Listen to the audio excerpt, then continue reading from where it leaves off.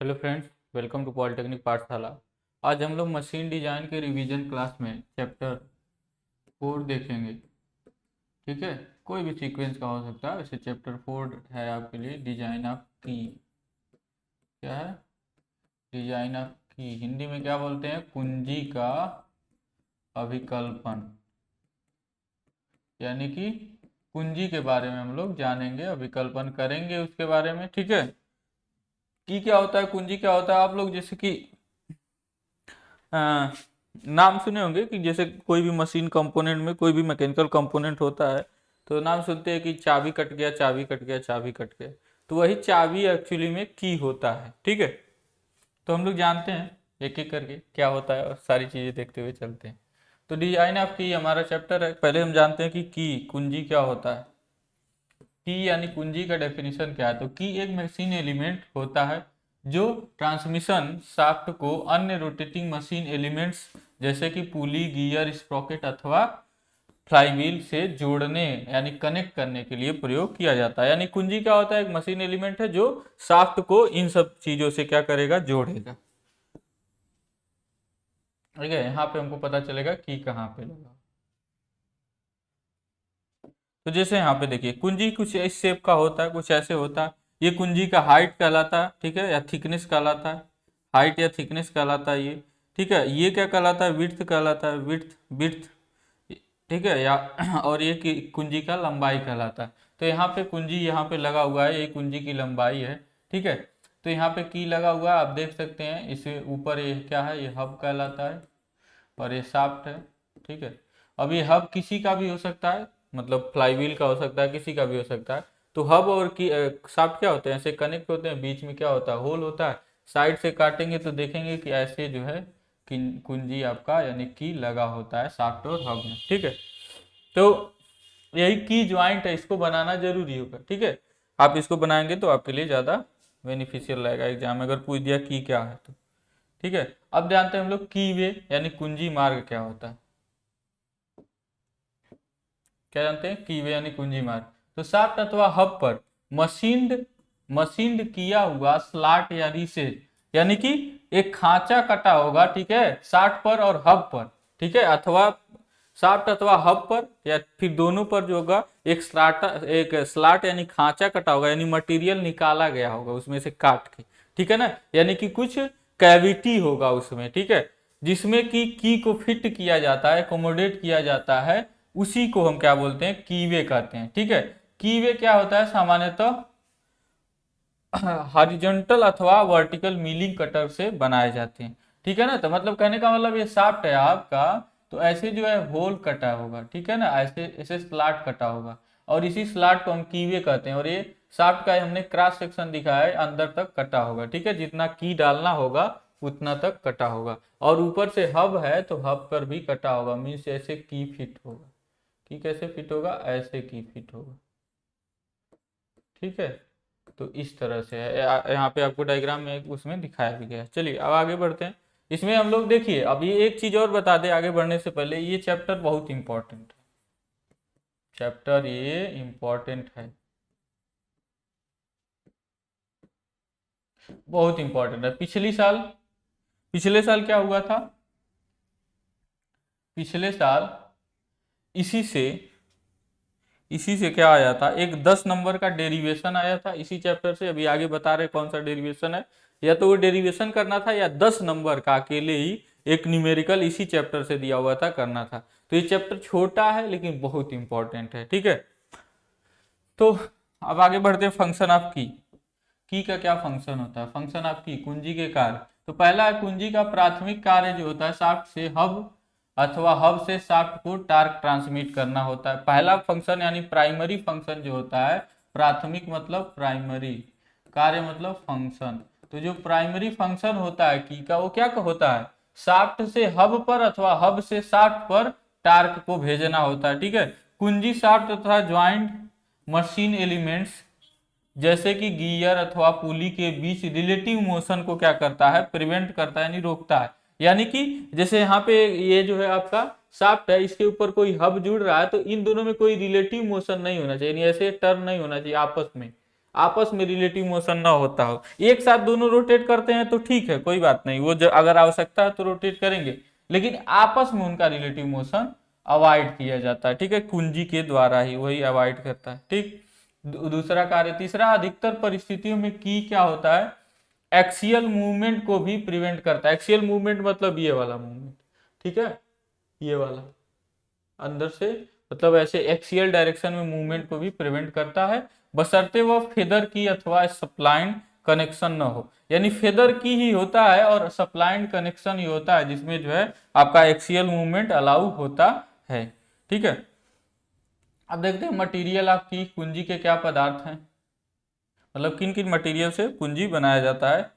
तो material of की कुंजी के पदार्थ, कुंजी उच्च कार्बन इस्पात यानी हाई कार्बन स्टील जैसे कि 45C8 अथवा 50C8 के बने होते हैं, ताकि टॉर्क ट्रांसमिशन के कारण इंड्यूस्ड होने वाले शियर स्ट्रेस तथा कंप्रेसिव स्ट्रेस को रिजिस्ट कर सके। ठीक है ना, यानी टार्क के कारण क्या होगा, जब उस पर कुंजी पर टार्क टी लगता है तो उसके कारण से शियर स्ट्रेस टाउ या और तथा कंप्रेसिव स्ट्रेस सिग्मा सी आते हैं, उत्पन्न होते हैं। अभी उन्हीं के आधार पर हमको डिजाइन भी करना है, और वही डिजाइन आपका पिछले साल पूछा हुआ था 10 नंबर में। ठीक है, मतलब ये टाउ और सिग्मा सी का मान निकाला, वो आगे अभी हम देखेंगे। ठीक है, इसके बाद इंडियन स्टैंडर्ड के अनुसार 600 न्यूटन पर एमएम स्क्वायर, कितना, 600 न्यूटन पर एमएम स्क्वायर, या इसी को हम लोग मेगा पास्कल भी कहते हैं, यानी एमपीए, या उससे अधिक अल्टीमेट टेंसाइल स्ट्रेंथ वाला स्टील कुंजी के लिए बनाया जाता है। मतलब 600 कुंजी के पदार्थ के लिए प्रयोग किया जाता है, कुंजी के पदार्थ के लिए, कुंजी के पदार्थ के लिए, मटेरियल के लिए प्रयोग किया जाता है। यानी कि जिसका अल्टीमेट टेंसाइल स्ट्रेंथ, ऐसा स्टील, पहला तो बोला जा रहा है कि स्टील होगा वो, ठीक है, और वो ऐसा स्टील होगा जिसका अल्टीमेट टेंसाइल स्ट्रेंथ 600 न्यूटन पर एमएम स्क्वायर होना चाहिए, या इससे अधिक होना चाहिए, तभी हम जो है उसका यूज करेंगे। ठीक है ना, यहाँ पे ध्यान से देखिए, तभी कुंजी का जो है हम लोग, और एक इसके अनुसार है इंडियन स्टैंडर्ड के अनुसार, इंडियन स्टैंडर्ड के अनुसार आजकल, पहले के समय में कुछ भी कर दिया जाता था, तो आप किताबों में पुराने सवाल लगाएंगे तो उसमें कुछ भी लिखा होगा, ठीक है ना, लेकिन जब आप एक स्टैंडर्ड बुक फॉलो करेंगे तो उसमें आप देखेंगे जो है ज्यादातर केसेज में जो अल्टीमेट टेंसाइल स्ट्रेंथ है, क्योंकि अल्टीमेट ज्यादा होता है, आपको सिंपली SYT यूज करना होता है, SYT थोड़ा इससे कम ही होता है, तो लेकिन जो भी मटेरियल यूज किया जाएगा वो इससे कम नहीं होना चाहिए, सामर्थ्य इससे ज्यादा ही होना चाहिए। ठीक है, और SYT जो होता है नॉर्मली इससे कम ही होता है, मतलब अगर ये 600 का है तो मे बी 400 या 380 का होगा SYT। और डिजाइन तो हम इसी आधार पे करते हैं, लेकिन जो मटेरियल चूज करेंगे वो इसके आधार पे करेंगे। ठीक है, आगे हम लोग देखते हैं फिर टाइप्स ऑफ की, यानी की के प्रकार। तो दो प्रकार के की है, सिंपली हमने इसको बांट दिया ऐसे, ठीक है, टेबलाइज कर दिया है ताकि आपको और आसानी से समझ में आए, फिर एक एक करके हम लोग जानेंगे। तो आपका होता है सैडल की, एक होता है, ठीक है, दूसरा होता है शंख की। सैडल की दो तरह का, हालो की, फ्लैट की, ठीक है, और शंख की दो तरह का होता है, स्क्वायर की और फ्लैट की।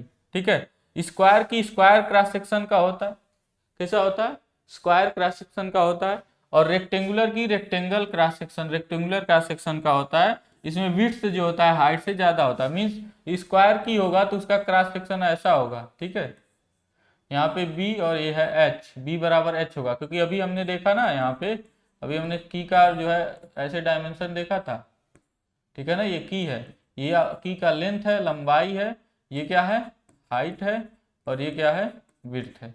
तो रेक्टेंगुलर होगा तो बी बराबर एच होगा, और अगर यही कैसा हो, सॉरी रेक्टेंगुलर नहीं, स्क्वायर होगा तो बी बराबर एच होगा, अगर रेक्टेंगुलर होगा तो बी जो होगा ज्यादा होगा, ठीक है, बी है और एच से ज्यादा होगा, जो यहाँ पे एच ही है। ठीक है, तो इस तरह से आपका की होता है, मतलब स्क्वायर और फ्लैट की या रेक्टेंगुलर की। ठीक है, रेक्टेंगुलर क्रॉस सेक्शन का होना चाहिए, square cross section.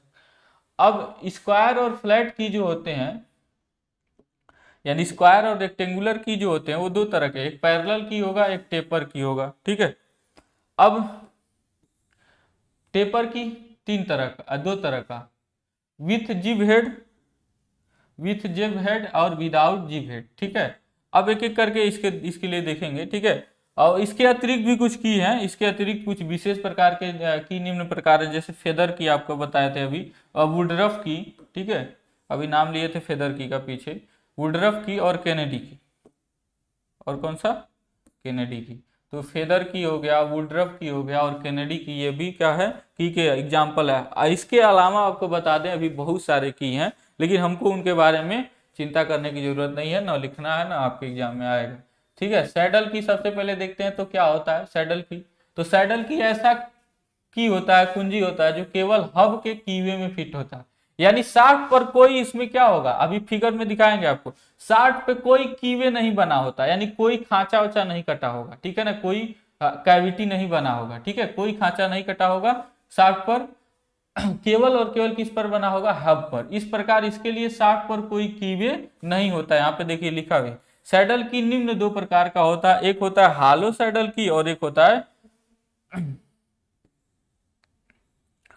Flat saddle की। ठीक है, तो हालो सैडल की और फ्लैट सैडल की और सैडल की को समझते हैं। तो ये हमारे पास सैडल की का एग्जांपल, ठीक है। तो ये हमारा ए वाला क्या है, हालो सैडल की। इसमें क्या किया गया है एक्चुअली, देखिए यहाँ पे देखिए ये शाफ्ट है, ये शाफ्ट का क्रॉस सेक्शन है, और ये बाहर वाला हब का क्रॉस सेक्शन है। तो शाफ्ट पे कोई कीवे, यानी ऐसे ऐसे नहीं ना कटा हुआ है, नहीं कटा हुआ है, तो यानी कोई कीवे नहीं बना है, और इसको जो है इसको ही हम लोग बोलते हैं सैडल की। जैसे यहाँ पर भी है, तो यहाँ पर भी 60 पर कोई कीवे नहीं कटा है, हालांकि यहाँ पे ये हिस्सा फ्लैट है, लेकिन कोई कीवे नहीं कटा है। जो भी कीवे है वो किसमें है?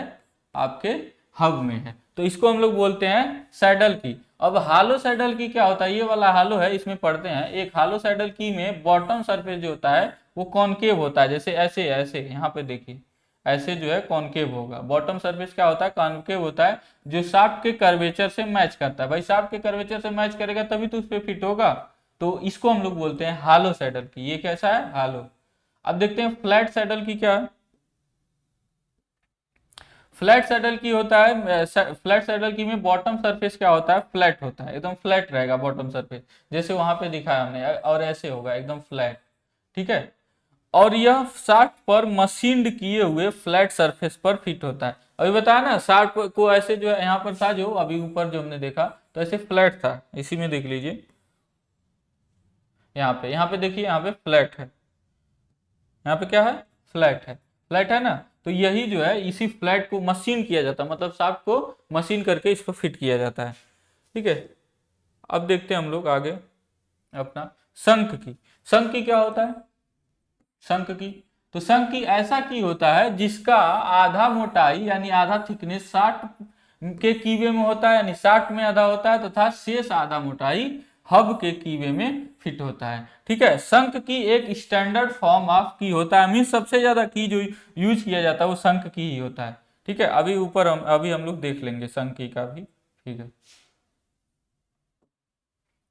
शंख की का मतलब ये है, ऐसे होगा, ऐसे की होगा, और ये शाफ्ट हो गया आपका, अब इसके बाहर हब होगा, तो आधा हिस्सा शाफ्ट में है, आधा हिस्सा हब में है की का, ठीक है। ये होता है। अब उसमें है स्क्वायर की, तो ऐसा शंख की जिसका जो है क्रॉस सेक्शन क्या हो, स्क्वायर, उसे स्क्वायर की कहते हैं। फ्लैट की, ऐसा शंख की जिसका जो है क्रॉस सेक्शन कैसा हो, रेक्टेंगुलर हो, और चौड़ाई जो होना चाहिए उसमें भी विड्थ जो होना चाहिए थिकनेस से अधिक होता है, उसे फ्लैट की कहते हैं।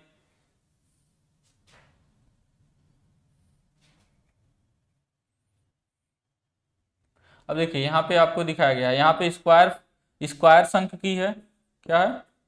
स्क्वायर शंख की। और यहाँ पे है फ्लैट शंख की। तो फ्लैट शंख की और स्क्वायर शंख की, तो यहाँ पे शार्ट में देखिए आधा हिस्सा, शार्ट में इसका आधा हिस्सा बाहर है, हब में है, ठीक है। ये विड्थ है, ये हाइट है, बी बराबर एच होगा, ठीक है। गहराई या मोटाई कह लीजिए, हाइट कह लीजिए, बात एक ही है। यहाँ पे देखिए एच है और ये बी है, बी यहाँ से यहाँ पर क्या है? ज्यादा है एच से, इसको फ्लैट की बोलते हैं। चलिए अब देखते हैं आगे। आगे पैरेलल की। पैरेलल की क्या होता है? एक पैरेलल की शंख की, यानी स्क्वायर की या फ्लैट की होता है, जो कि पूरी लंबाई में यूनिफॉर्म विड्थ तथा यूनिफॉर्म हाइट का होता है। मीन्स कहने का मतलब एकदम जो है यूनिफॉर्म होगा ऐसे, ठीक है। कुछ की हो सकते हैं जो क्या हो, यूनिफॉर्म ना हो, ऐसे जो हो, ऐसे हो सकता है, हो सकता है कि नहीं? ठीक है, तो ऐसे में यूनिफॉर्म जो नहीं होता उसको पैरेलल की नहीं बोलते हैं। ये वाला जो होता है जिसका थिकनेस एकदम यूनिफॉर्म हो, एकदम मोटाई और चौड़ाई जो हो पूरी लंबाई में क्या हो, एक समान हो, तो उसको हम लोग बोलते हैं पैरेलल की। या टेपर की का मतलब जब एक समान न हो, जैसे यहाँ पे लिखा हुआ है। और यूनिफॉर्म और टेपर जो होता है 1/100 होता है नॉर्मली। ठीक है, ये सब के बारे में बताए हुए हैं, अभी यहाँ पे खत्म करते हैं इसको। टेपर की जो होता है विथ जीव हेड ऐसे होगा। ठीक है, जीव हेड मतलब ऐसे जीव हेड बना होगा। अदरवाइज टेपर की देखिए ऐसे टेपर है ना, विदाउट जीव हेड ऐसे होगा। तो ये जीव हेड है विथ, और ये विदाउट जीव हेड। ठीक है, टेपर कुछ दिख रहा है, टेपर टाइप, ये टेपर है। ठीक है, वही टेपर की। चलिए अब जानते हैं हम लोग फेदर की। फेदर की क्या होता है, हिंदी में भी फेदर की बोलेंगे। फेदर की एक क्या होता है, एक पैरेलल शंख की होता है जो या तो शाफ्ट या फिर हब में फिक्स्ड रहता है और रिलेटिव एक्सियल मूवमेंट को अलाउ करता है। तो इसका यही इंपॉर्टेंस है कि ये एक्सियल मूवमेंट को अलाउ करता है, मतलब शाफ्ट या हब उस पर एक्सियल डायरेक्शन में क्या कर सकते हैं, ऐसे मोशन कर सकते हैं। ठीक है, अब फेदर की क्या होता है, फेदर की टॉर्क ट्रांसमिट करने के लिए के साथ साथ हब के लिए कुछ एक्सियल मूवमेंट भी अलाउ करता है। ठीक है,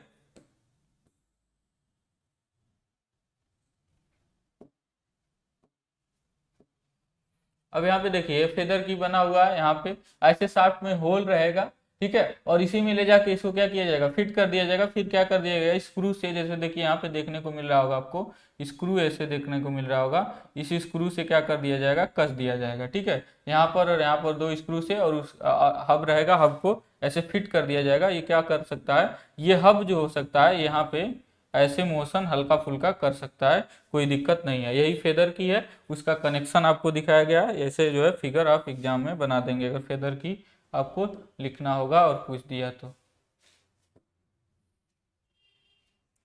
अब देखिए वुडरफ की क्या होता है।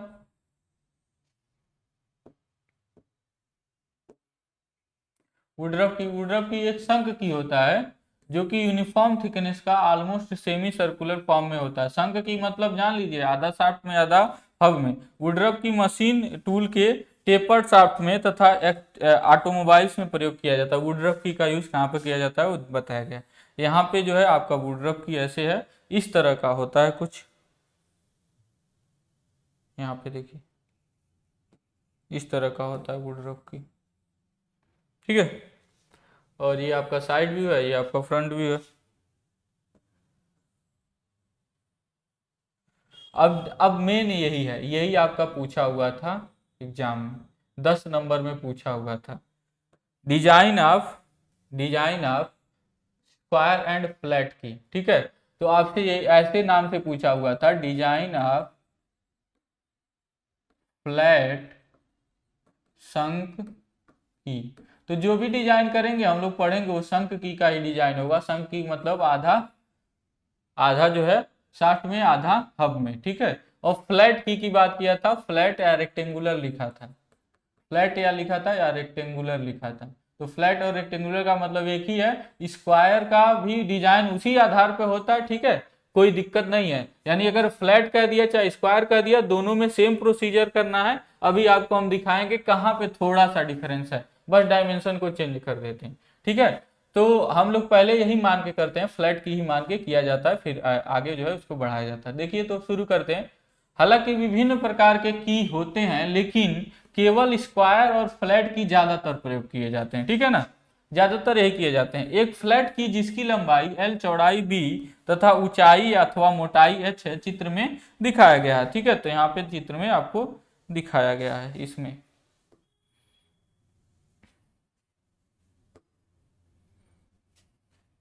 यहाँ पे आपको चित्र में दिखाया गया, ये आपका फ्लैट की है। ठीक है, जिसका विड्थ बी है और ऊंचाई हाइट जो है, मोटाई या ऊंचाई कह लीजिए जो भी है एच है, और लंबाई इसका एल है। लंबाई यहाँ पे नहीं दिखेगा, बोर्ड के परपेंडिकुलर डायरेक्शन में ऐसे बाहर निकला हुआ आपका लंबाई होगा। मतलब ऐसे इसको बाहर निकाले, प्रोजेक्ट कराएं तो लंबाई आपको देखने को मिलेगा। ठीक है, ऐसे लगा हुआ, ऐसे टार्क ट्रांसमिट करने का काम करता है की। तो की पर क्या लगेगा, टार्क लगेगा। तो इस ऐसे जो है शाफ्ट रोटेट होगा तो क्या लगेगा, इस पे टार्क लगेगा। इस टार्क के कारण क्या होता है, इस फेस पर इधर की ओर एक फोर्स पी लगता है, ऐसे इधर की ओर से। जैसे आपको दिखाया गया, इधर से और फोर्स पी लगता है, फिर इधर की ओर से भी, क्योंकि हब होता है तो हब के रिएक्शन के कारण क्या लगता है, यहाँ पे फोर्स पी लगता है। तो इन्हीं दो फोर्सेज के कारण जो होता है की में फेलियर होता है, इन्हीं दो फोर्सेज के कारण की में फेलियर होता है। ये हमारा पॉइंट ए है, इसको हमने ए माना, इसको सी माना, ये हमारे लिए बी है और ये हमारे लिए डी है। क्योंकि इन्हीं का इंपॉर्टेंस है तो इसीलिए नाम दिया है, इन दोनों का इंपॉर्टेंस उतना नहीं है तो नाम नहीं दिया है। ठीक है, अब आगे देखते हैं, ठीक है, एक एक करके। अब शाफ्ट का हमने डायमीटर माना है डी है, क्योंकि ये शाफ्ट में ही फिट होगा, तो शाफ्ट का डायमीटर देखिए माना हमने डी है। ठीक, अब देखिए समझिएगा इस बात को। कह रहा है टार्क का शाफ्ट से हब पर ट्रांसमिशन के कारण, ठीक है, टार्क का शाफ्ट से हब पर ट्रांसमिशन के कारण दो इक्वल और अपोजिट फोर्सेज पी उत्पन्न होते हैं, जिसे कि चित्र में दिखाया गया, आपको हमने दिखाया। ठीक है, उन्हीं के कारण फेलियर होता भी है। अब देखिए समझिए बात को।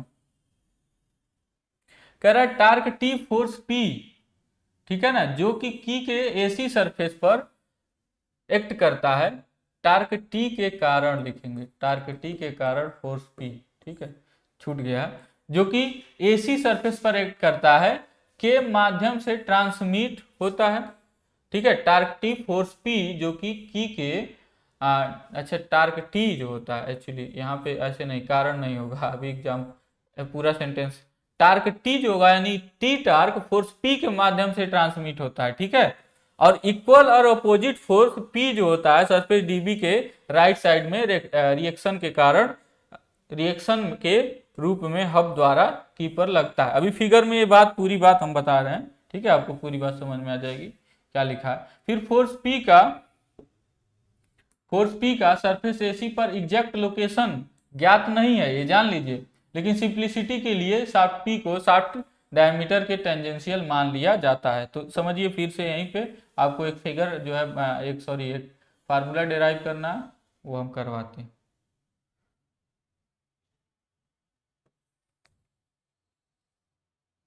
तो देखिए, तो जो लाइन में लिखा गया है वो ये लिखा गया है कि ये जो टार्क टी होता है इसी फोर्स पी के कारण जो होता है ट्रांसमिट होता है। तो इसके कारण टार्क ट्रांसमिट होगा हब पर, और हब क्या करेगा, इस पर एक रिएक्शन देगा, तो इस तरह से फोर्स लगता है। अब यहाँ पे ये कहा गया कि फोर्स पी का एग्जैक्ट लोकेशन नहीं पता होता एक्चुअली में कहाँ पर होता है। तो सिंप्लिसिटी के लिए यानी आसान बनाने के लिए हम ये मान लेते हैं टी इज इक्वल टू, मतलब ये कहाँ पर लग रहा है, टेंजेंशियल लग रहा है शाफ्ट के, तो शाफ्ट के टेंजेंशियल लग रहा है, तो ये टार्क है, टार्क यही टी है, और इस सेंटर के अबाउट क्या कर रहा है, इस फोर्स पी के कारण रोटेट कर रहा है। यही तो बोला जा रहा है, टार्क ही, ये टार्क टी जो होता है इस फोर्स के माध्यम से ही क्या होता है, ट्रांसमिट करता है। यानी इस फोर्स द्वारा टार्क और ये टार्क दोनों बराबर होंगे। तो इस बल द्वारा लगाया गया टार्क, क्योंकि हमने माना है कि ये कैसे लगता है, टेंजेंशियल लगता है, ठीक है ना, हमने क्या माना है कि ये जो होता है एकदम टेंजेंशियल लगता है, ठीक है ना। तो टेंजेंशियल लगता है तो फोर्स पी के कारण टार्क क्या होगा, P into D by to, क्योंकि क्या कर रहा है भाई, सेंटर के अबाउट रोटेट कर रहा है, सेंटर पूरा डायमीटर डी है तो रेडियस क्या हो जाएगा, डी बाई टू। तो टार्क टी बराबर ये हो जाता है, तो एक्चुअली में हमको फोर्स पी का मान मिल गया 2t अपॉन डी। ये बहुत इंपॉर्टेंट है, इसको ध्यान में रखेंगे, 2t अपॉन डी। ये क्या मिला, फोर्स पी का वैल्यू मिल गया किसके टर्म में, टार्क के टर्म में। क्योंकि जब आपका डिजाइन किया जाता है तो आपको आरपीएम ही पता रहता है, शाफ्ट कितने आरपीएम पे चलेगा और कितना टार्क लगेगा, यही सब पता रहता है। तो टार्क से ही हम, इसीलिए इसको टार्क में कन्वर्ट किए, फोर्स पी को किस में कन्वर्ट किया गया है, टार्क में, 2t अपॉन डी। ठीक है, चलिए अब आगे बढ़ते हैं। अब देखिए देयरफॉर यहाँ पे देखिए लिखा गया वही चीज लिखा गया, P into D by two is equal to T, P बराबर 2t अपॉन डी हो गया। ठीक है, जहाँ पे टी क्या है, ट्रांसमिटेड टार्क है, डी डायमीटर ऑफ शाफ्ट है एमएम में, और ये न्यूटन एमएम में है, फोर्स पी है कीपर न्यूटन में। पी क्या है, फोर्स। किसी स्क्वायर की या फ्लैट की का डिजाइन, अब देखिए ये इंपॉर्टेंट चीज है, किसी स्क्वायर की या फ्लैट की का डिजाइन दो क्राइटेरिया के आधार पर किया जाता है। दो क्राइटेरिया, पहला failure due to shear stress, यानी कर्तन प्रतिबल के कारण असफलता, ठीक है, और असफल होना, या फिर तो, और उसके बाद failure due to compressive stress यानी संपीड़न प्रतिबल, ठीक है, संपीड़न प्रतिबल या क्रशिंग भी बोलते हैं, संदलन प्रतिबल के द्वारा फेलियर। ठीक है, तो failure due to shear stress सबसे पहले देखते हैं। Failure due to shear stress, shear stress के कारण फेलियर क्या होगा? तो जो हमने देखा अभी, देखिए यहाँ पे क्या होगा एक्चुअली में, जो अभी हमने देखा यहाँ पे जो था हमारे पास यही था, ये हमारे पास की था। ठीक है, तो फोर्स के कारण में भी हो सकता है कि यहाँ से ये क्या हो जाए, की कट जाए। फोर्स पी लगने के कारण यहाँ पे फोर्स पी लग रहा है, ये हमारा फोर्स पी है। पी लगने के कारण क्या हो सकता है, मे भी ये बीचों बीच से क्या हो जाए, की कट जाए, उसी को शियरिंग बोलेंगे, उसी वजह से शियर होता है। तो बीचों बीच से अगर कटेगा तो ये हमारे सामने देखिए यहाँ पे बना हुआ है फिगर बी, ये विड्थ बी है और कटने को ऐसे दिखाया गया है, ऐसे कट रहा है। ठीक है, और ये हमारा तो एरिया जो कटेगा वो क्या होगा, यही तो होगा, ये मतलब नीचे वाला लीजिए चाहे ऊपर वाला, मीन्स अगर जो है आपके सामने की है, ठीक है, ऐसे ही समझ लीजिए यही की है। ठीक है, तो आप अगर यहाँ से कटेगा, क्योंकि आधे पर से कटेगा, ठीक है, आधे पर से कटेगा तो इसको काटेंगे, तो कटने के बाद जो निकलेगा एरिया, ऊपर से देखने पर यही तो एरिया होगा कि ये लंबाई कितनी है इंटू, मतलब ये डिस्टेंस कितना है इंटू ये डिस्टेंस कितना है। तो ये विड्थ होता है की का, ये क्या होता है, विड्थ होता है, और ये क्या होता है, लेंथ होता है। ठीक है, तो यहाँ से क्या हो जाएगा, हमारा जो शियरिंग एरिया हो जाएगा वो B into B width into L के बराबर हो जाएगा। तो यहाँ से वही चीज लिखाया गया है यहाँ पे, shearing area B into L, और ये सब चीजें वही लिखा गया है जो हमने यहाँ पे बताया। ठीक है, तो शियर फेलियर में फिगर बनाना बहुत इंपॉर्टेंट है। तो शियर स्ट्रेस जो उत्पन्न होगा वो क्या होगा, फोर्स पी के कारण हो रहा है, तो tau is equal to P by shearing area, क्योंकि एरिया हमको क्या होता है, फोर्स अपॉन एरिया ही होता है स्ट्रेस, तो टाउ इज इक्वल टू क्या हो गया, पी बाई बी एल। ठीक है, तो टाउ इज इक्वल टू यहाँ से क्या हो जाएगा, पी का फिर वैल्यू रख देंगे, पी का वैल्यू क्या भी देखे, 2t अपॉन डी, तो 2, ठीक है, टी डी बी एल हो जाता है। तो ये टाउ जो होता है, यानी कि ये टाउ है, यानी कि क्या है, टार्क टी के कारण, ठीक है, क्या है, टार्क टी के कारण कुंजी में उत्पन्न, यानी कि की में उत्पन्न कर्तन प्रतिबल, अर्थात की शियर स्ट्रेस है, शियर स्ट्रेस है। तो ये शियर स्ट्रेस है, इतना इसके कारण उत्पन्न होने वाला। ठीक है, जो कि डिजाइन के लिए परमिसिबल स्ट्रेस के बराबर होना चाहिए या अलाउएबल स्ट्रेस के बराबर होना चाहिए। तो ये हो गया शियरिंग वाला।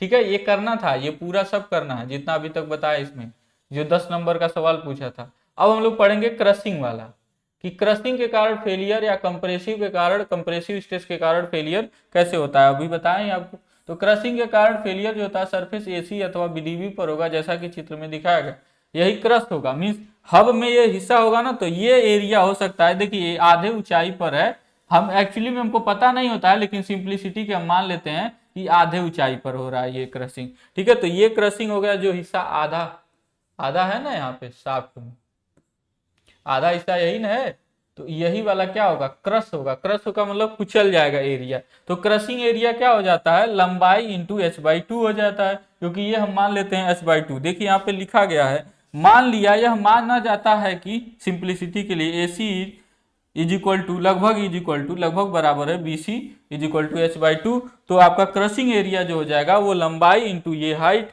ठीक है, तो h/2 इंटू L हो जाएगा। अब यहां से आपका हो जाता है कंप्रेसिव शियर स्ट्रेस, क्या हो जाता है, क्रशिंग फेलियर, या ये तो क्रशिंग फेलियर इसके लिए लिखा गया है कि ये फिगर बनाया गया।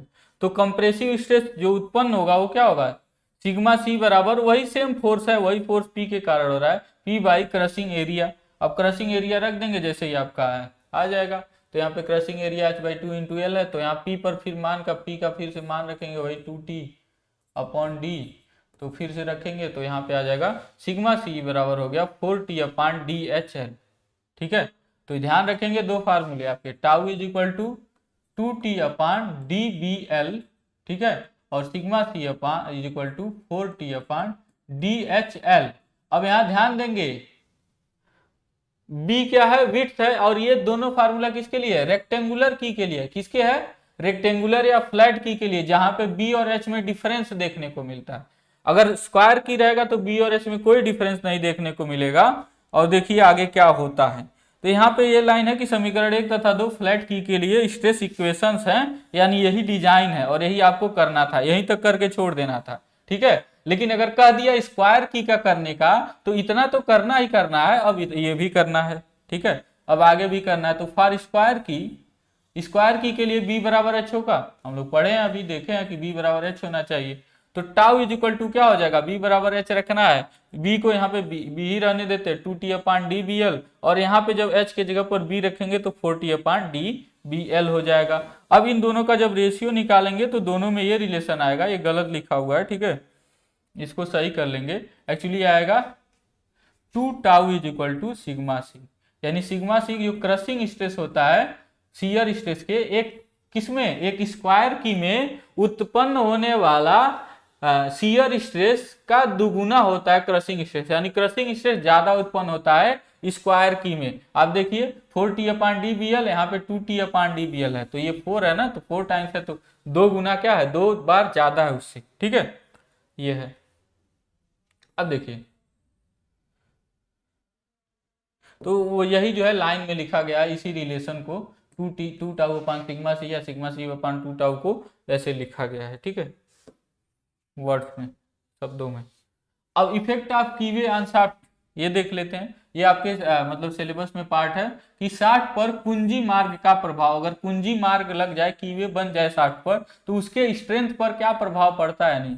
तो थोड़ा कंसीडरेशन करने पर पता चलता है कि शाफ्ट पर कीवे बनने के कारण शाफ्ट का क्या हो जाता है, लोड कैरिंग कैपेसिटी घट जाएगा, जी बिल्कुल बात है। यह जो होता है कीवे के कॉर्नर पर स्ट्रेस कंसंट्रेशन के कारण होता है, क्योंकि कीवे बनेगा तो कॉर्नर बनेगा और वहां पे स्ट्रेस कंसंट्रेशन होगा, और शाफ्ट का क्रॉस सेक्शनल एरिया कम होने के भी कारण होता है। ये दोनों चीजें हैं, दोनों बातें हैं, ठीक है।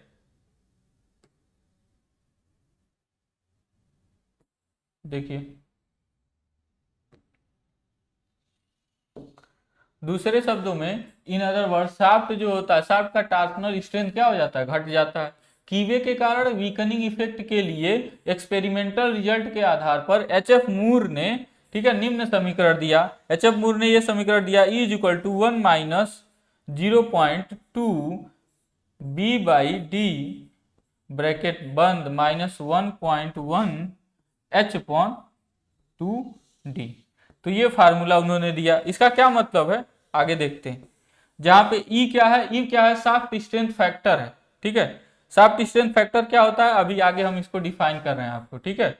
B क्या है आपका, विड्थ ऑफ द की है, H क्या है, हाइट ऑफ द की है, ठीक है, और D क्या है, डायमीटर ऑफ द शाफ्ट है। उसके बाद यहाँ पे देख लेंगे, तो यहाँ पे हो गया शाफ्ट स्ट्रेंथ फैक्टर का मतलब क्या है, यह कीवे के साथ शाफ्ट के स्ट्रेंथ तथा कीवे के बिना शाफ्ट के स्ट्रेंथ का अनुपात होता है। मतलब कहने का क्या मतलब है, जो E होता है वो क्या होता है, शाफ्ट स्ट्रेंथ फैक्टर होता है, वो क्या होता है, कीवे के साथ शाफ्ट के स्ट्रेंथ, यानी जब कीवे बन गया है तब शाफ्ट का स्ट्रेंथ कितना होगा, तो टाउ विथ कीवे, क्योंकि स्ट्रेंथ किससे दिया जाता है, स्ट्रेस से ही दिया जाता है। और अपान क्या है, टाउ विदाउट कीवे, विदाउट कीवे मतलब जब सॉलिड है, शाफ्ट क्या है, सॉलिड है, तब इन दोनों का रेशियो होता है E, ठीक है, शाफ्ट स्ट्रेंथ फैक्टर। अब उसके बाद आगे देखते हैं, आगे इसको खत्म करते हैं, ठीक है। अभी सवाल फिर देखेंगे हम लोग। सामान्यतः यह माना जाता है कि कीड शाफ्ट का स्ट्रेंथ सॉलिड शाफ्ट के स्ट्रेंथ का क्या होता है, 75% होता है, जो कि पीछे हम लोग देखे भी थे, ये एसएमई कोड में बताया गया था ना, 25% कम कर लेते हैं, वही चीज यहाँ पर भी है, जो कि उपरोक्त समीकरण से प्राप्त मान से कुछ अधिक ही होता है, ठीक है। तो उपरोक्त समीकरण मान से जो है कुछ अधिक ही होता है, तो हमको परेशान होने की जरूरत नहीं है, ठीक है, कोई दिक्कत नहीं आएगा इसमें फिर हमारे में, ठीक है। तो अब देखते हैं, यदि बहुत लंबा शाफ्ट हो, तो अभी एक और चीज बचता है कि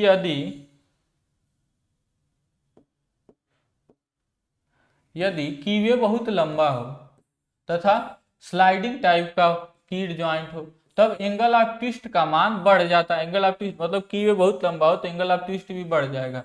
तो इंक्रीज रेशियो निम्न प्रकार से दिया जाता है, के थीटा बराबर होता है 1 + 0.4 B/t + 0.7 H/2d, ठीक है। तो यहाँ पे जो के थीटा है क्या है, reduction factor for angular twist होता है, मतलब ये के थीटा क्या है कि बिना उसी तरह से के थीटा क्या है, थीटा विदाउट कीवे है, ठीक है, upon theta, sorry theta with कीवे है क्योंकि बढ़ेगा, ठीक है, विथ कीवे, कीवे जब रहेगा तो क्या होगा, थीटा का मान एंगल ऑफ ट्विस्ट बढ़ जाएगा, देखिए सब प्लस हो रहा है तो बढ़ जाएगा, और थीटा विदाउट कीवे कम रहेगा, तो फेलियर ज्यादा, थीटा ज्यादा होना, स्ट्रेंथ ज्यादा होना नहीं फायदेमंद, स्ट्रेंथ स्ट्रेंथ ज्यादा होना फायदेमंद है जो कि पिछला वाला केस था, ठीक है, और थीटा ज्यादा होना फायदेमंद नहीं है, कम ही थीटा होना चाहिए, ठीक है, तो वही चीज है यहाँ पे, थीटा बढ़ जाता है। अब देखते हैं सवाल हमारे पास, तो सवाल एक जो हमने लिया, एक और सवाल लिया, दो सवाल हम लोग करेंगे, पहले में आपको सिंपल एक क्वेश्चन कराते हैं, दूसरे में आपको पिछले साल का जो पूछा हुआ एग्जाम का क्वेश्चन है उसी को करवा देते हैं, ठीक है, उसी को करवाएंगे। तो अब चलिए इसको देखते हैं क्वेश्चन को।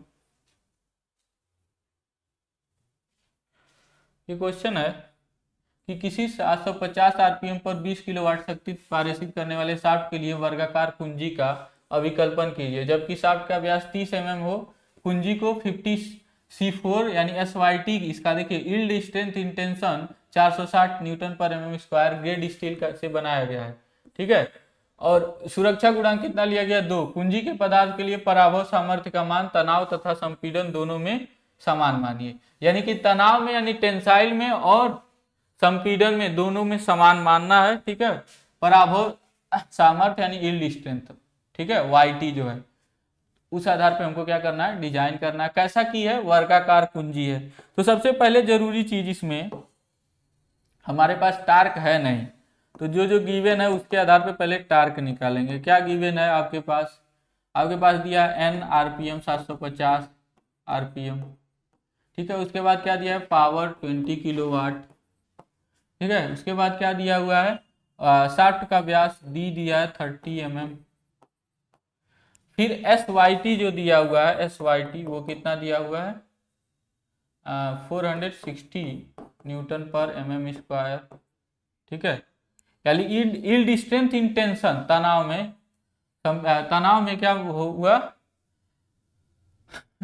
पराभव सामर्थ्य, और ग्रेड स्टील का बनाएगा, सुरक्षा गुणांक कितना है, यानी FS कितना है, 2 है, तो पदार्थ के लिए ये मान के क्या करना है, कुंजी का डिजाइन करना है, वर्गाकार कुंजी का डिजाइन करना है, ठीक है, तो सबसे पहले वर्गाकार कुंजी आपको बता दें, अगर कुंजी वर्गाकार है, ठीक है, या जैसे भी हो, तो जो बी जो लेते हैं हम लोग, विड्थ जो लेते हैं वो कितना लेते हैं, D/4 लेते हैं, जो अगर जो है आपका बी नहीं दिया है, विड्थ नहीं दिया है, तो आप कितना लेंगे, D/4 लेंगे, कितना लेंगे, D/4 लेंगे, तो यहां से हम लोग कर लेते हैं। अब सवाल को लगाते हैं, तो सबसे पहले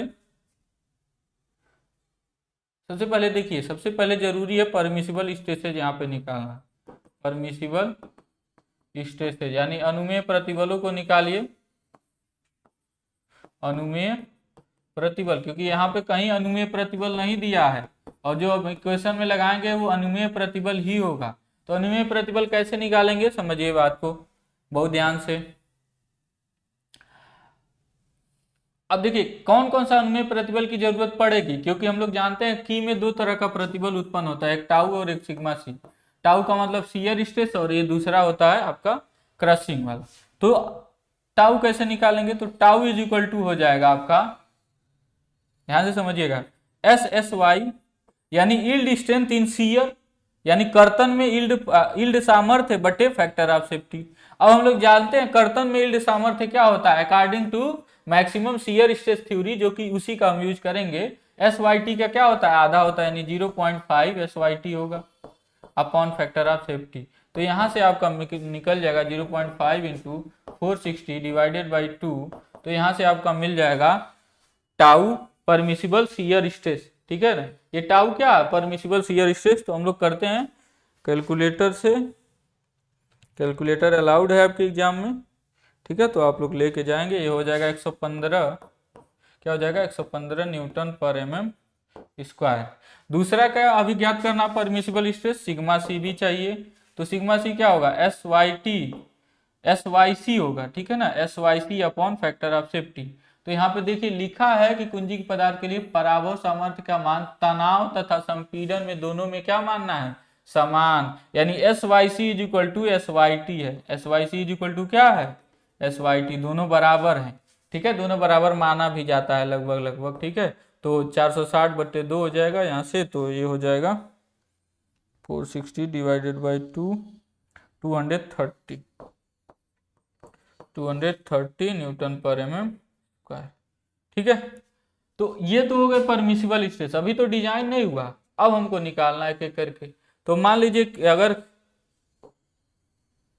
विड्थ निकाल रहे हैं, विड्थ आपकी, तो विड्थ आपकी कैसे हम लेंगे जब नहीं दिया है, क्योंकि हमको देखिए क्या क्या चीजें निकालनी होती है यहाँ पे की का, विड्थ, हाइट, और विड्थ, हाइट, हाइट को डेप्थ भी कहते हैं, थिकनेस भी कहते हैं, और लंबाई की का, तीनों डायमेंशन निकालना होता है। तो क्योंकि स्क्वायर की है, ठीक है ना, फॉर स्क्वायर की, स्क्वायर की है, तो दोनों में क्या होगा, h और b बराबर होगा ना, h बराबर b बराबर कितना लेंगे, d/4। क्या लेते हैं, d/4।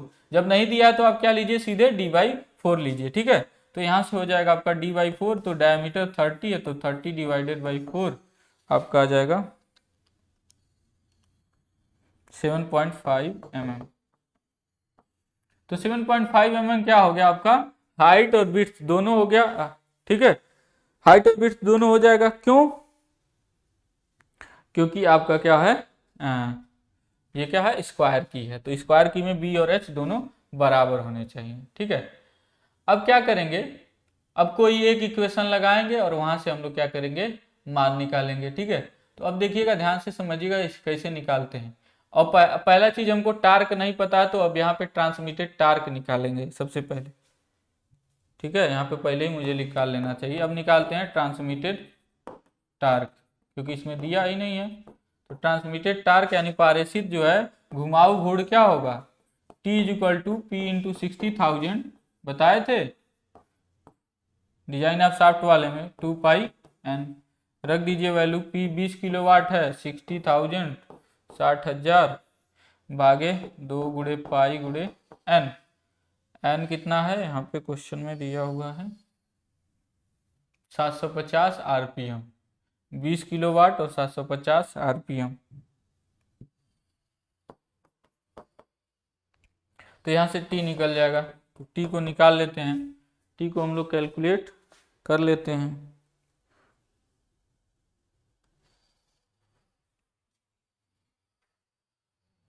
बीस गुणे 60,000 divided by 2 into pi into 750, bracket लगा के करेंगे तो 254 क्या रहा, 254.679 आ रहा है, 6,4,7,9 ऐसे करके आ रहा है। तो वो आएगा किस में, न्यूटन मीटर में आएगा, तो हम न्यूटन mm में ही कर देते हैं, यानी 3 अंक और बढ़ा देते हैं, तो 6,4,7 यहाँ पे लग जाएगा दशमलव।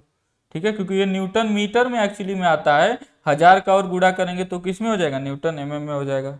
तो 254,647.9089 इतना न्यूटन mm में आ गया आपका टार्क। ठीक है, तो ये हो गया ट्रांसमिटेड टार्क। तो अब हम निकाल लेंगे, एक फार्मूला लगाएंगे कोई, टाउ से निकालते हैं मान लीजिए, तो 2t अपान क्या था, dBl। ठीक है, dBl HL बात वही है, सेम है, क्योंकि स्क्वायर की है, दोनों सेम ही होगा। ठीक है, तो यहां से क्या हो जाता है आपका, लंबाई निकालना है, तो लंबाई बराबर हो जाएगा 2t अपॉन dB टाउ। ठीक है, 2 इंटू टी का वैल्यू रखते हैं 2 5 4 647.9089। ठीक है, 89 अपॉन डी, डायमीटर कितने का है, डायमीटर क्वेश्चन में ये होगा, इसी में 30 mm का डायमीटर है, तो 30 इंटू बी, विड्थ कितना निकाले हैं 7.5। ठीक है, निकाले हैं 7.5, और टाउ, टाउ कितना निकाले हैं, चलिए में देख लेते हैं।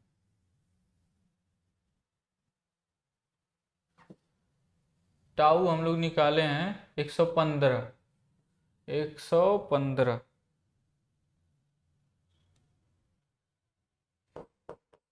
ठीक है।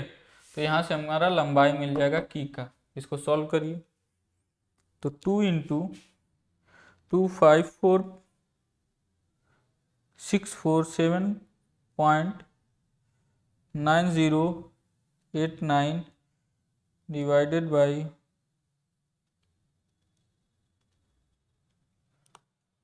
2 इंटू 254,647.9089 डिवाइडेड बाई ब्रैकेट लगा के 30 इंटू 7.5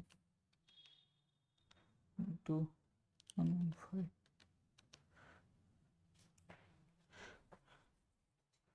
आता है आपका 19.68। ठीक है, क्या आता है 19.68। ठीक है, आप देखिए एग्जाम में अप्रोक्सीमेशन नहीं करेंगे, क्योंकि आप लोग किताबों में देखे होंगे सवाल लगाते वक्त आपको क्या कर रहे थे, 19 से 20 कर दे रहे थे, 20 से 25 कर रहे थे। तो वो मत करिए, एग्जाम में कोई मायने नहीं रखता। ठीक है ना, आप कोई एक्चुअली आप कोई डिजाइनर नहीं है जो आप डिजाइन कर रहे हैं क्या बैठ के। ठीक है ना, आप एग्जाम में क्वेश्चन सॉल्व कर रहे हैं तो आप डायरेक्टली उसी तरह से ले जाइए। ठीक है, कोई कुछ नहीं काटेगा। हाँ, अगर करते हैं तो वहां पे लिख दीजिएगा माना ब्रैकेट में करके। तो यहां से लंबाई निकल गया, लेकिन क्या ये क्रशिंग को भी सह पाएगा इतना लंबाई? ये अगर हो पाए तब ना सही है। तो अभी हम निकालेंगे अब क्रशिंग स्ट्रेस। ये देखिए ध्यान से समझिएगा, ये क्या लिख रहे हैं, कुंजी में उत्पन्न क्रशिंग प्रतिबल, क्रशिंग स्ट्रेस। ये लिखा हमने, क्रशिंग स्ट्रेस लिखा है। ठीक है, नहीं दिख रहा होगा कोई बात नहीं। सिग्मा सी क्या होगा, 4T/DBL या DHL, बात वही है। तो आप यहाँ पे जब जैसे ही रखेंगे तो क्या होगा, 4 इंटू टी, वही चीज रखेंगे 254647.9089 डिवाइडेड बाई क्या करेंगे, डी 30 का हो गया, एच कितना का हो गया, एच जो है 7.5 होगा, क्योंकि डी बी के बराबर है, विड्थ और हाइट दोनों बराबर है की के लिए। ठीक है, और लंबाई अभी हमने निकाला कितना, 19.68। इस लंबाई के लिए निकालेंगे कितना प्रतिबल उत्पन्न होता है, और वो उत्पन्न प्रतिबल परमिसिबल जो अभी हम अलाउएबल निकालें उससे कम है कि नहीं है, ये भी ध्यान देना। तो ये करते हैं हम लोग, 4 इंटू 254,647.9089 आ गया, डिवाइड करेंगे 30 इंटू 7.5 इंटू 19.68। ठीक है, अब जब इसको हमने किया तो 230 आ रहा है, बिल्कुल क्या आ रहा है, 230 आ रहा है, जो कि बराबर है या बराबर होना चाहिए या कम होना चाहिए, 230 न्यूटन पर mm स्क्वायर। इसके बराबर है कितने के, 230 जो परमिसिबल हम लोग निकाले हैं। तो सही आपका डिजाइन, या तो इसके बराबर होना चाहिए या इससे कम ही होना चाहिए। ठीक है, तो ऐसा नहीं है कि आप बस जो है एक से लगा के, फार्मूले से लगा के निकल गया छोड़ के चले जाइए, नहीं, चेक भी करिए। ठीक है ना, आप लोग बहुत सारे क्वेश्चन किए होंगे जिसमें क्या होता होगा, आपका क्रशिंग वाला परमिसिबल से ये वाला वैल्यू इससे ज्यादा आ जा रहा होगा, और जैसे ही ज्यादा आ रहा होगा आपको क्या करना होगा, वहां से चेंज करना होगा डायमेंशन को, किसी न किसी डायमेंशन को चेंज करेंगे, तब जाके आपका डिजाइन सही होगा। ठीक है, ऐसा क्वेश्चन आप लोग किए होंगे। ठीक है, अब देखिए, अब नेक्स्ट क्वेश्चन देखते हैं इसका। तो ये आंसर है आपका, आपका जो है पूरा डिजाइन हो गया, की का डायमेंशन क्या हो गया, 7.5 इंटू 7.5। ठीक है, इंटू क्रॉस सेक्शन ये दोनों का हो गया इंटू 19.68। या फिर आप ऐसे लिख दीजिए, किनारे सारे सब कुछ होने के बाद h is equal to 7.5 mm, b is equal to 7.5 mm और l is equal to 19.68 mm, ऐसे करके और ऐसे घेर दीजिए। ये आपका आंसर है। यहाँ से इंप्रेशन अच्छा, मतलब सब करने के बाद फिर नीचे ऐसे बना दीजिए, ऐसे घेर दीजिए। ठीक है, अब देखते हैं हम लोग लास्ट। ठीक है, क्वेश्चन ये जो है आपके एग्जाम में पिछले साल पूछा हुआ था। अब देखिए क्या कह रहा है कि 100 मिमी यानी 100 mm व्यास शाफ्ट के लिए एक शंख की लंबाई और मोटाई ज्ञात करें। लंबाई और मोटाई ज्ञात करना है। शाफ्ट और चाबी के लिए अनुमेय कर्तन स्ट्रेस समान है, ठीक है, यानी शाफ्ट के लिए भी परमिसिबल स्ट्रेस और की के लिए भी परमिसिबल स्ट्रेस समान है, ठीक है। चाबी की चौड़ाई 25 मिलीमीटर है, यानी बी जो है विड्थ दिया हुआ है, अनुमेय शियर स्ट्रेस अनुमेय क्रशिंग स्ट्रेस की 0.4 गुनी है, ठीक है। तो ये थोड़ा सा एब्स्ट्रैक्ट सा क्वेश्चन है ना, तो टार्क दिया है ना, पावर दिया है ना, आरपीएम दिया है, कुछ दिया ही नहीं है। तो लेकिन रिलेशन दिया, उन्हीं रिलेशन से सारा देखिए सवाल होगा। सबसे पहले देखिए कि शाफ्ट का व्यास जो भी गिवन है, शाफ्ट का व्यास दिया है डी कितना दिया है 100 mm, ठीक है। बी दिया है विड्थ 25 mm उसका दिया है, ठीक है। और टाउ क्या लिखा है, टाउ शाफ्ट यानी शाफ्ट में उत्पन्न होने वाला शियर स्ट्रेस, ठीक है, परमिसिबल स्ट्रेस भी कह सकते हैं, बराबर है टाउ की, यानी की के लिए जो शियर स्ट्रेस है दोनों बराबर है, ये दिया हुआ है। दूसरा चीज ये दिया अनुमेय शियर स्ट्रेस यानी टाउ की, यानी की में उत्पन्न होने वाला जो टाउ है वो क्या है, या सिंपली टाउ ही लिखें इसको, ठीक है।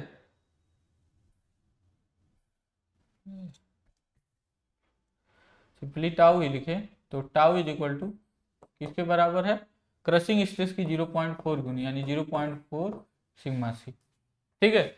यही सब रिलेशन है, इन्हीं से सारा सवाल होगा।